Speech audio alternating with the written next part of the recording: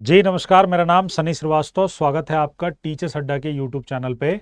देखिए, बिहार एस्टेट जो कि होने वाला है, और इसमें अगर आप लेवल 1 यानी 9-10 के लिए, क्लास 9-10 के लिए आप प्रिपेयर कर रहे हैं, तो इसमें आपका सब्जेक्ट है अगर सोशल साइंस, तो सोशल साइंस सब्जेक्ट के अंदर सबसे बड़ी कंफ्यूजन सब्जेक्ट कॉम्बिनेशन को लेकर है। हालांकि मैंने कंप्लीट वीडियो बनाई है, उसके अंदर सारी बातें कही हैं, आप उसे देखेंगे तो सब कुछ क्लियर हो जाएगा। फिर भी सब्जेक्ट कॉम्बिनेशन को लेकर मैं एक बार और आपको क्लियरिटी दे देता हूं। देखिए, सबसे पहले तो ये समझ लीजिए कि कौन लोग एलिजिबल हैं B S TET social science level 1 9-10 के लिए।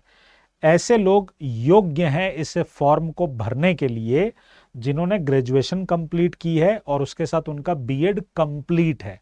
तो पहली बात, अपीयरिंग वाले नहीं भर सकते।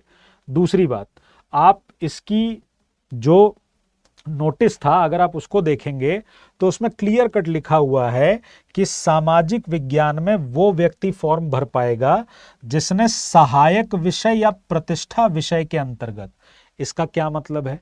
सहायक विषय का मतलब है कि आपकी सब्सिडरी, जैसे मान लीजिए अगर मैंने हिस्ट्री ऑनर्स किया है लेकिन मैंने सब्सिडी के तौर पे, सब्सिडरी सब्जेक्ट के तौर पे मैंने ज्योग्राफी भी पढ़ी है, तो मैं ये फॉर्म भर सकता हूं। या मैंने पॉलिटी भी पढ़ी है, मैं पढ़, या मान लीजिए मैंने पॉलिटिकल ऑनर्स किया है लेकिन मैंने सब्सिडरी के तौर पे हिस्ट्री या ज्योग्राफी में से कुछ पढ़ा है, तो भी मैं ये फॉर्म भर सकता हूं।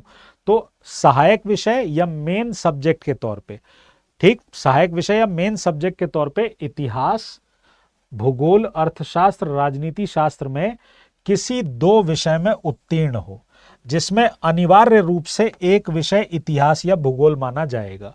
और जो एंशंट हिस्ट्री है इसको भी माना जाएगा 9-10 के अंदर। तो अगर आप एंशंट हिस्ट्री से आपने ग्रेजुएशन किया है तब भी वो हिस्ट्री में ही कंसिडर होगा।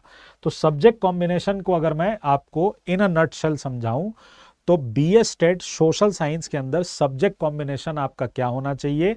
आपने अपने ग्रेजुएशन में history, geography, pol science, economics, इनमें से कोई दो सब्जेक्ट पढ़े होने चाहिए, और इन दो में से कोई एक सब्जेक्ट आपका क्या होना चाहिए? इतिहास या भूगोल में से कोई एक अवश्य रूप से आपने पढ़ा हो अपने ग्रेजुएशन में, आप तभी इस फॉर्म को भर पाएंगे।